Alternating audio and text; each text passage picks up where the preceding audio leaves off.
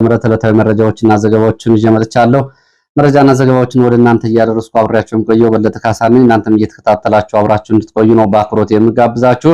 በዚህ ሰዓት እንግዲህ ሁሉም በሚባል ደረጃ ያስኳቸው ዝርዝር የግንባር መረጃዎች ናቸው። እየተከታተላችሁ አብራችሁ እንድትቆዩ ነው በአክብሮት የምጋብዛችሁ።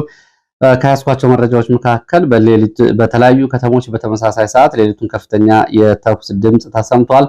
ይህንን ከተሞችን በጥይት ተኩስ ሲንጥ ያደረው ጉዳይ ምንድነው የሚለውን በተመለከተ ዝርዝር መረጃ የማደርሳችሁ ይሆናል። ይሄ ከተለመደው የአማራ ክልል ግንባር መረጃዎች የተለየ መረጃ ነው። በአካባቢና በከተሞቹ ማለት ነው። ይህንን አደርሳችኋለሁ። በተለያዩ አካባቢዎች ያሉ አሁናዊ ዝርዝር የግንባር መረጃዎችን አደርሳለሁ። እንዲሁም ደግሞ ከግዳጅ ቀጠና መውጣት ጋር በተያያዘ የመንግስት ወታደሮችና የሚሊሻ አባላትን ጨምሮ የሚወጡ ወታደራዊ አዛዦች እንዲሁም ደግሞ ወታደሮችን በተመለከተ አዲስ መረጃ ወደ እናንተ አደርሳለሁ። ከባድ ውጊያ እየተደረገ ነው። በቀጠናው ከተደረጉት ውጊያዎች በአይነቱ የተለየ ነው። የፋኖ መሪዎች ላይ ያነጣጠረ የተባለ ዘመቻ ተከትሎ እንግዲህ ሁለተኛ ቀኑን የያዘ ውጊያ እየተደረገ ነው። ከዚህ ጋር በተያያዘም ዝርዝር መረጃዎችን ወደ እናንተ የማደርስ ይሆናል።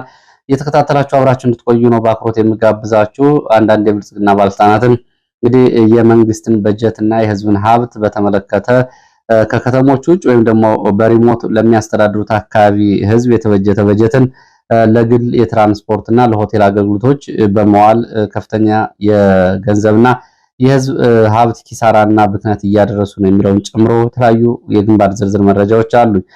ከዚህ ጋር በተያያዘ እንግዲህ እናንተም ሀሳብ አስተያየት ቢኖራችሁ ጥቆማ@ዜናችን.com ላይ ልታደርሱ ትችላላችሁ። ብዙዎቻችሁ ሀሳብ አስተያየቶቻችሁን እያደረሳችሁ ነው የምትገኙት። የፋኖን ትግል በተመለከተ አሁን መገምገም አለበት ጊዜው ደርሷል የሚሉ ነጥቦች እንግዲህ እየተነሱ ነው የሚገኙት።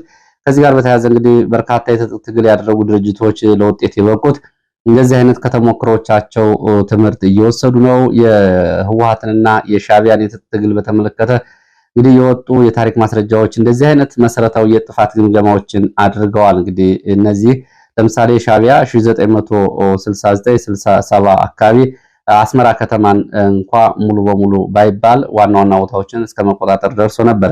ከዛ በኋላ እንደገና ከተደረጉ ውጊያዎች በኋላ ትግሉን ገምግሞ ወደ ናቅፋ ተራሮችና ወደ ሳህል በረሃ ወርዶ እንደገና ከ10 እና 12 ዓመታት በኋላ ነው ለውጤት የበቃው። ህወሓትም ከ7-8 ዓመታት በኋላ በተለይ 1976 እና 77 ትግል ከተጀመረ ከ10 ዓመታት በኋላ ገጥሞት የነበረው ሁኔታ በግምገማዎች ነው ያለፋቸው። ስለዚህ አሁን ፋኖ የትግል ግምገማ ማድረግ አለበት የሚለው ጉዳይ አሁን ትኩረት ተሰጥቶ በሚዲያም በተለያየ መንገድም ጫና መደረግ ያለበት ጉዳይ ነው። እንደዛ የማይሆን ከሆነ ግን አንዳንድ ጉዳዮች ከቁጥጥር ውጭ የመውጣትና የህዝብና የፖለቲካ ዓላማ ያላቸው ቡድኖች ወደ ጋንግስተር ቡድን ወይም ደግሞ ወደ ጎበዝ አለቃነት በመቀየር በማህበረሰቡ ላይ እንግዲህ ከፍተኛ ግፍና ሰቆቃዎችን የሚፈጽሙ የፖለቲካ ዓላማ ያላቸውን የፋኖ ኃይሎችን የሚያፍንና እንደዚሁም ደግሞ ጥያቄያቸው በዛ ውስጥ ውድቅ እንዲደረግ የሚያደርጉ የወንጀል ቡድን መምጣቱ ጉዳይ ይህንን ደፍሮ መጋፈጥ ያስፈልጋል። ከዚህ ጋር በተያያዘ አንድ ከፍተኛ የፋኖ አመራር የጻፈውን ጽሁፍ ላድርስላችሁ። እንግዲህ የፋኖ አመራር መድፈር ያለብን እውነት ብሎ ነው የጀመረው። መድፈር ያለብን እውነት ችግሩን ያላወቀው የኛ የፋኖች ጉዞ ቻይናዊ አንድ አባባል አላቸው።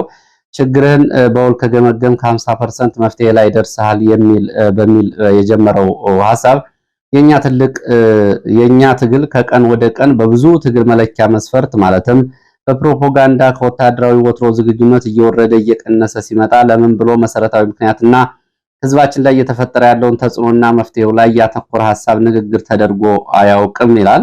አንድ የውጊያ ብልሽት እንኳ ለምን ተከሰተ ተብሎ መገምገም ካልተቻለ ለምን ብሎ ካልተጠየቁ መሰረታዊ ችግሮችና ምክንያትና መፍትሄዎች ላይ ትኩረት ያደረገ በሰነድ የተደገፈ ግምገማ ካልተደረገ ነገ መደገሙ አይቀርም። በአጠቃላይ ነገሮች ከድጡ ወደ ማጡ እየሄዱ ነው። ለማስተካከል ለምን ለማለት ጊዜው አሁን ነው ይላል። በተለይ እሱ ያለበትን ቀጠና ያነሳል። የጎንደር ፋኖ ትግል በምሳሌነት አንስተን ብናይ አጠቃላይ የጥላት ወታደራዊ እንቅስቃሴ በከፍተኛ ሁኔታ ጨምሯል። የማጥቃት ቦታ የማስለቀቅና የመያዝ አቅማቸው አዳዲስ የጦርነት ስልት ተጠቅሞ ወይም የፋኖን የውጊያ ስልት ተጠቅሞ ጠላት የስምሪትና የውጊያ የመገምገም ሂደቱ ከፍ ብሏል። ይህ ደግሞ በእኛ ላይ ከፍተኛ ተጽዕኖ እያደረሰ ነው። ጎንደርን እንደ ምሳሌ ያነሳው እንጂ በሁሉም ቀጠናዎች ተመሳሳይ ነው ይላል። ገና እህል ሳይሸከፍ ለፋኖ አመች ነው በሚባልበት በዚህ ወቅት የጎንደር ፋኖ እየተሳደደ ተደፍሮ የማያውቅ ቦታን እያስደፈረ ይገኛል። በተቃራኒው የፋኖ ሰራዊት ደጋፊው ከፍተኛ የስነልቦና ችግር እየተፈጠረበት ይገኛል። እንዲሁም በዓላማው የሳተ ኬለኛ ወይም ደግሞ እንግዲህ ባርጎ አስተሳሰብና መንደር ወለድ ፖለቲካዊ መደጋገፍ የጥቅም ተጋሪነት ያመጣው ሰፈርተኝነት ዝምድናዊ መሳሳቦች እና ዓላማው ላይ ትኩረት ያላደረገ ሰራዊት ግንባታ የሁሉ ጥምር ውጤት ጠቅላላ በዚህ ወቅት ቀርቶ በበጋ ይደፍራቸዋል የማይባሉ ቦታዎች ሲደፈርና ሲያዝ እንደ ተራ የትግል ስህተት ከማየት ያለፈ ቦታ ሲሰጠው አልታየም ይላል። በአመራሩ ውስጥ የንግግር አጀንዳ እንኳን ለመሆን አልበቃም። አሁንም በምላስ ላይ ብቻ ላይ ያለ በፎቶ የተንበሸበሸ አንድነት ሙዚቃ ብቻ ነው። አሁን በዚህ ጊዜ ጠላት ይህንን ያክል የማጥቃት ስራ ከሰራ በበጋ ወቅት ምን ይፈጠራል ብሎ አለማሰብ ከከፍተኛ አመራር አላየንም። እግረኛውም ለምን አላለም? እውነቱን ለመናገር የአማራ ፋኖ ትግል ሲታይ ሲገመገም 50 ሚሊዮን የአማራ ህዝብ ጥያቄ ያነገበ ሀገረ መንግስት ለመረከብና ለመገንባት የወጣ ቀርቶ ጥቃቅን የህዝብ ጥያቄ የያዘ የብሔረሰብ እንቅስቃሴ እንኳን አልመሰለም። በየወጡ ተወሽቆ ትግሉን ለመቅበር ለመጎተት የትግል ጥቅሙንና የስልጣን ጥሙን ለማርካትና ለማስከበር እርስ በርሱ ከመገዳደል የዘለለ ታጋይ ሲፈጠር ይህንን ሀቅ በመቀበል ለምን ነው እንደዚህ የሆነው ተብሎ በአስቸኳይ ግምገማና የመፍትሄ አቅጣጫ ለማስቀመጥ የሞከረ የፋኖ አመራር ግን አልታየም። በተጨማሪ ሁሉ መስዋዕትነት የተከፈለበት ትግል ትንተና አንጻር ተተንትኖ ያስተላለፍ ለውጥም ይሁን የተለየ ሳይንሳዊ ፖለቲካዊ ሂደቶችን ከመሄድ ይልቅ ዛሬም ከተነሳንበት የትንተና ፎርሜሽን ላይ የተቸነከረ የቋራው ጀግና የደንቢያው ባላባት የበለሳው ሸበላ የወገራው እንቁ የጋይንቶቹ ራስ ከመባል ያለፈ የዓለም አጫዋቾች ወይም ደግሞ የአዝማሪዎች የግጥም ማሞቂያነት የዘለለ ፋይዳ ያለው ጊዜውን የዋጀ ታጋይ አላየንም። እውነታውን መደፈር ያለበት ዛሬያችን ስለሆነ ይህንን እናገራለሁ ይላል። ብዙ አንገታም ወንድሞች ወድቀውበታል። ትግሉም የፍትህና የእኩልነት እንደሆነ ይታወቃል። የዚህ ሁሉ ደምም ሆነ ክፍተቶች ተጠያቂው በዚህ ሰዓት በአመራር ላይ ያለ ፋኖ ነው። የጎንደር ፋኖ ከታሪክም ከህግም ከህሊናም ከግብረ ገብም ከሳይንስም ከሃይማኖትም የተፋታ ዘመን ያለፈበት አባታችን አጼ ቴዎድሮስ ያሸነፈው ያረጀ ያፈጀ የትግል ሂደትን በተከተለ ከፖለቲካ ከዲፕሎማሲ የነጻነት ትግልን ያልተረዳ ነጻ አውጪ ራስን ያልገራ የስግብግቦች የስብስብ እየተፈጠረ ነው። የዘመን መሳፍንትን የሰፈር ንግስናን ለማምጣት የሚንደፋደፉ የአጥቢያ ዳኝነቱ የትግሉ መጨረሻ አድርጎ ያሰበ ነጻ አውጪ መንደሬ የሚያስቀጥለውና የሚያስመልሰው የህዝብ አጀንዳ የለም። እስኪ ዝም ብሎ የውሸት ተስፋው ከመቁረጥ የመጣ ሂስ እንዳይባል አንደኛ የፋኖ አመራሮች የትናንትናና የዛሬ ትግል ግምገማና የመፍትሄ አቅጣጫ ቀርቦ ተወያይቶ ያውቃል ወይ? ተቋሞቹ በኩል ኮል ኮንፈረንስ ወይም ደግሞ የስልክ ኮንፈረንስ እንጂ መሬት ላይ የተጨበጠ የሰራዊት ግንባታና ግምገማ ተደርጎ ያውቃል ወይ? መሪዎቹ ከትናንት ማንነታቸው በግምገማ ተቀይረው አዲስ ስልት ነድፈዋል ወይ? መሪ መሆን ችለዋል ወይ? ወይስ አለቆች እንደሆኑ ናቸው? ዛሬም የአማራ ህዝብ የህልውና ትግል ከየት ወደ የት ከምቀኝነት በጸዳ መደፈር ያለበት እውነታ ይሄ ነው። እንግዲህ እንደ መውጫ መንገድ ትናንትና መገምገም፣ ዛሬን በውል መረዳት፣ ነገን መተንበይ። ከዚህ አውድ ውጭ የሚወጣ ትግል የለም። አማራነት ደማዊና በሰነድ ከመገፋት የመነጨ የብሔርተኝነት እሳቤ እንጂ የዘመነ መሳፍንት የአጥቢያ ዳኞች መፈልፈያ ማሽን አይደለም። አንድ አማራ ዝንታለም አማራ ይላል። እንግዲህ ፋኖ ብዙአየሁ ይባላል። የባጼዎቹ ክፍለ ጦር ቃል አቀባይ እንዲሁም ደግሞ በጎንደር ጠቅላይ ግዛት ፋኖ ደግሞ ምክትል ጽሕፈት ቤት ኃላፊ የሆነ በትምህርት ደረጃው እንግዲህ እስከ ማስተርስ ገፋ ካደረጉት የፋኖ መሪዎች መካከል ይገኛል። ይህንን እያቀረበ ነው የሚገኘው። ይሄ እየመጣ ያለው ከታች ከራሱ ከሰራዊቱ ነው። ከዚህ ጋር በተያያዘ እንግዲህ ይህን መነሻ በማድረግ በየአካባቢው ፋኖ አጠቃላይ ከአንድነትም ከአመራርም ጋር ወደ ለየት ያለ ስትራቴጂና ስልት መቀየስ እንዳለበትና ይህን ደፍሮ ደግሞ ለመናገር ጊዜው አሁን መሆኑን ከራሳቸው እየመጣ ነው ያለው። ይህንን ደፍሮ የንስሯን ጉዳይ ንስሯ እንግዲህ ያው የድጋሚ ለመታደስ ክንፎቿን ለመንጨት ያረጁ ጥፍሮቿን እንዲሁም ደግሞ ያረጀ ማንቁርቷን ከድንጋይ ጋር እያጋጨች ደም እየፈሰሳት ነው ይህንን ነጭታ ታድሳ የምትለው። በዛ ጊዜ ረሃብ አለ፣ ሰውነት ደም ይፈሳል፣ ይቆስላል። ከዛ በኋላ ሌላ 40 ዓመታትን ለመኖር ይህንን ማለፍ ግዴታ ነው። ስለዚህ የትግል ግምገማ ያስፈልጋል የሚለው ከፋኖ እየመጣ ያለው ጉዳይ ነው፣ መገምገም አለበት። ከዛ ውጭ ያለው መንገድ ግን እስካሁን በተመጣበት መንገድ ወደፊት መቀጠል እንደማይቻል ማወቅ ያስፈልጋል። ይሄ ውጊያና ጦርነት ይለያያል። ሽምቅ ውጊያ የተለያዩ ባህሪያቶች አሉት። ይህን ለወታደራዊ መሪዎቹ መንገርም ማስረዳትም አይጠበቅም። ሆኖም ግን መገምገምና አንድም ሆኖ አንድ አቅጣጫ መያዝ ያስፈልጋል። ለመነጋገር እንኳ የፖለቲካ ፖዚሽን ለመያዝ የሚሊተሪ ፖዚሽን ለመያዝ አንድ መሆን ያስፈልጋል። ይሄ እንግዲህ በግልጽ እየመጣ ያለ ጥያቄ ስለሆነ ነው ይሄ እየተነሳ ያለው። ወደ መረጃዎቹ ሲሄድ በደቡብ ጎንደር ጉና ቀጠና ያገኘሁትን መረጃ አስቀድማለሁ። ጉና ቀጠና በጉና ተራራ ቀጠና በተፈጸመ የደፈጣ ጥቃት ወታደራዊና ቁሳዊ ኪሳራ መድረሱን ነው ለማወቅ የተቻለው። ከክምር ድንጋይ ከተማ በሶስት ተሽከርካሪ ተጭኖ ለዘመቻ እንቅስቃሴ ላይ በነበረ የመንግስት ኃይል ላይ በተፈጸመ ድንገተኛ የደፈጣ ጥቃት ጉዳት ደርሷል። ከክምር ድንጋይ ለወታደራዊ ስምሪት እንደወጣ መረጃ የደረሳቸው የተራራው ራስ ጉና ክፍለ ጦር የፋኖ አባላት በዚህ የደፈጣ ጥቃት በመፈጸም ነው ጉዳት እያደረሱት። የመንግስት ወታደሮች ላይ ኪሳራ ደርሷል። ጥጥራ በተባለ ቦታ ላይ ነው የደፈጣ ጥቃቱ የተፈጸመው። ዛሬ ማለዳ አካባቢ በጥቃቱ በቁጥር ያልታወቁ የመንግስት ወታደሮች ጉዳት ሲያስተናግዱ ከጥቃቱ በኋላ ወደ ክምር ድንጋይ ቁስለኞችን ይዞ የመንግስት ኃይል ከዘመቻ ስምሪቱ ስለመመለሱ ነው ለማወቅ የተቻለው።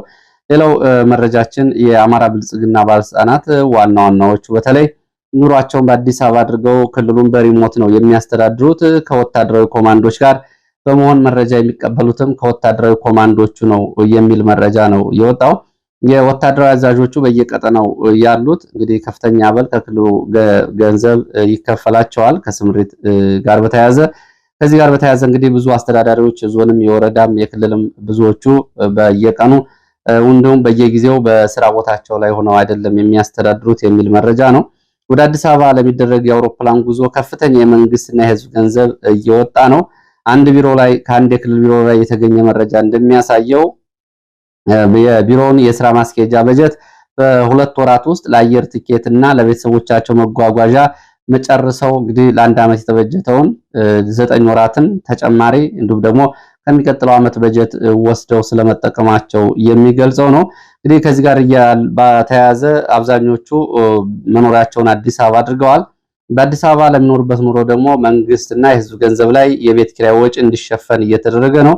የአዲስ አበባ ምክትል ከንቲባን ጨምሮ ዋና ከንቲባ ለአማራ ብልጽግና ሰዎች ለትውልድ ልጆቻቸው ቤት በማመቻቸት ተጠምደዋል ነው የተባለው።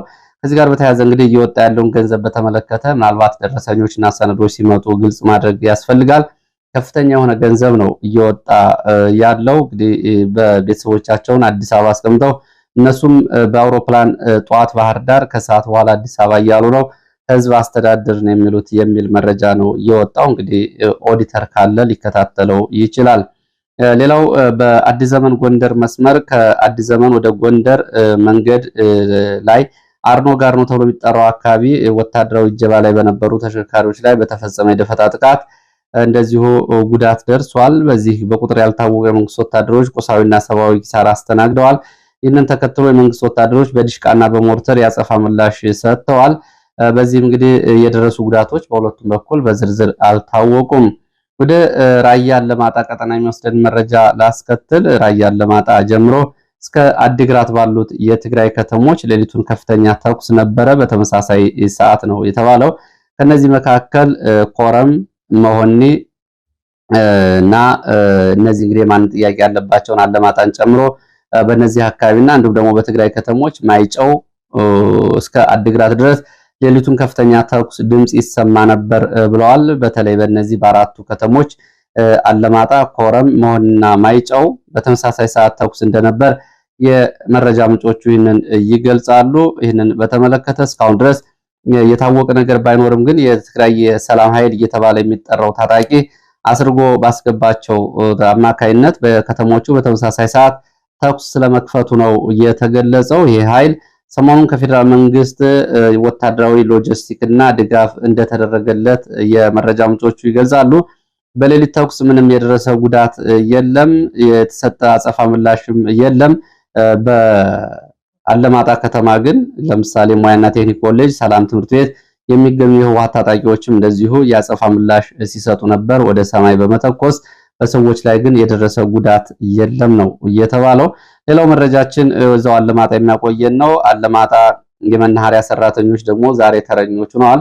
የህወሓት ታጣቂዎች በአለማጣ ከተማ መናኸሪያ የሚገኙ የአለማጣ ተወላጆችን በሙሉ ከስራ ባረዋል፣ ከመናኸሪያ አስወጥተዋል። አንድም የአለማጣ ተወላጅ አለማጣ መናኸሪያ ውስጥ መስራት የለበትም በሚል ጫኝና ውራጅ ትኬት ቆራጭን ጨምሮ የመናኸሪያ ስራዎችን እንዳይሰሩና ከትግራይ በመጡ ወጣቶችና ሰራተኞች ስራው እንዲተካ አድርገዋል። የግፍ ግፍ ነው። አለማጣ ተወልደው ያደጉ ሰዎች ከዚህ ስራ ላይ አትሳተፉም በሚል ከትግራይ ለመጡ ሰዎች የትኬት መቁረጥና እንኳ ጫኝና ውራጅነት እንኳ ይህንን ነው የከለከሏቸው። እንግዲህ የግፉ ደረጃ የሚያሳይ ነው። በሆስፒታሎችና ጤና ጣቢያዎች ላይ እስካሁን ድረስ 380 ሰራተኞች ከስራ ውጭ ናቸው። የአማራ ብልጽግና ሰራተኞቹ ያቀረቡለትን ጥያቄ በተመለከተ የሰጠው ምላሽ የለም። ሞትሮም በህይወት የለም። ኮማንድ ፖስቱም እንደዚሁ የመከላከያ ይሄንንም ባላይ ያለፈው ነው። ሰራተኞቹ እንግዲህ ተከታታይ ቅሬታ አቅርበናል ነው የሚሉት። ለነዛዲግ አብርሃ የአካባቢ ተወላጅ የፌዴራል ባለስልጣናት ለነዛዲግ አብርሃ ጭምር እየሆነ ያለውን ነገር አስረድተናል። ለመከላከያ ኮማንድ ፖስት ኃላፊዎች እናሳውቃለን ከሚል ምላሽ የዘለለ ነዛዲግም የሰጡት ምላሽ የለም ነው የሚሉት ሐኪሞቹ። ወደ ደቡብ ወሎ ወዳሉ መረጃዎች ስንሄድ ደቡብ ወሎ አልብኮ ተብሎ የሚጠራ አካባቢ ከአልብኮ ከተማ በተለያዩ አቅጣጫዎች ለዘመቻ እየተንቀሳቀሰ የመንግስት ኃይል ጋር በተደረገ ውጊያ ሰብአዊ፣ ቁሳዊና ወታደራዊ ኪሳራ መድረሱን ነው ለማወቅ የተቻለው። ነጋሽ በተባለ አቅጣጫ እንዲሁም ደግሞ ፋርሴ በተባሉ አቅጣጫዎች በሌሊት ለዘመቻ ከወጣ የመንግስት ኃይል ጋር በተደረገ ውጊያ የነፍስ ወከፍ መሳሪያዎች በፋኖ እጅ ገብተዋል። ተተኳሾችም በፋኖ እጅ መግባታቸው መረጃዎች ገልጸዋል። የደረሰው ጉዳት በዝርዝር አልታወቀም። በፋኖም በመንግስት ኃይልም ይህንን ተከትሎ የከባድ መሳሪያ ድብደባ ተደርጎ በመኖሪያ ቤቶች ላይ ጉዳት ደርሷል። ወደ አመሻሹ ሲል ከደሴና ከአካባቢውም ተጨማሪ ኃይል ወደ አልብኮ ስለመንቀሳቀሱ ነው የታወቀው። በዚህ በኩል እንግዲህ የአልብኮ የሚሊሻና የፖሊስ አስተባባሪዎች ላይ ጉዳት መድረሱን ለማወቅ ተችሏል። ሌላው ከግዳጅ ቀጠና የሚወጡ የመንግስት ወታደሮችን በተመለከተ ነው። በዛሬው ዕለት እንግዲህ ከግዳጅና ስምሪት ቀጠና የወጡና ለመውጣት የሞከሩትን በተመለከተ ከደረሱ መረጃዎች መካከል ወደ በዛሬው ዕለት ከግዳጅ ቀጠና በመውጣት ሲቪል ለብሰው ለማምለጥ የሞከሩ ወታደሮች ተይዘው ወደ ወታደራዊ ካምፕ ተወስደዋል ተብሏል። ይህንን በተመለከተ እንግዲህ የሚከዱ ወታደሮች ደግሞ በሚሊሻ እንዲጠበቁ ስምሪት ተሰጥቷል። እንግዲህ የጉዳዩን ክብደት የሚያሳይ ነው። የመንግስት ወታደሮች ከግዳጅ ቀጠና የሚወጡ ከሆነ የአካባቢው ሚሊሻዎችና ሲቪሎች ወታደሮቹን እንዲጠብቁ ነው። ይህ እንግዲህ ግልባጭ የሆነ ጉዳይ ነው። በዚህ በዛሬው ዕለት ይላሉ አንድ አይን እማኝ ከሀብሩ ወረዳ ሰሜን ወሎ ውርጌሳ 01 ቀበሌ ቀይ አፈር ተብሎ ከሚጠራ ወታደራዊ ካምፕ ወጥተው ሊያመልጡ የነበሩ ወታደሮች ተይዘዋል። በአብዛኛው የደቡብ ተወላጅ እንደሆኑ ነው የመረጃ ምንጮቹ የገለጹት። በዚህም እንግዲህ ወደ ካምፕ ተወስደዋል። በዚህ ቀጠና የሚገኘው 35ኛ ክፍለ ጦር በርካታ አባላቱ ከግዳጅ ቀጠናዎች መውጣታቸው ይታወቃል።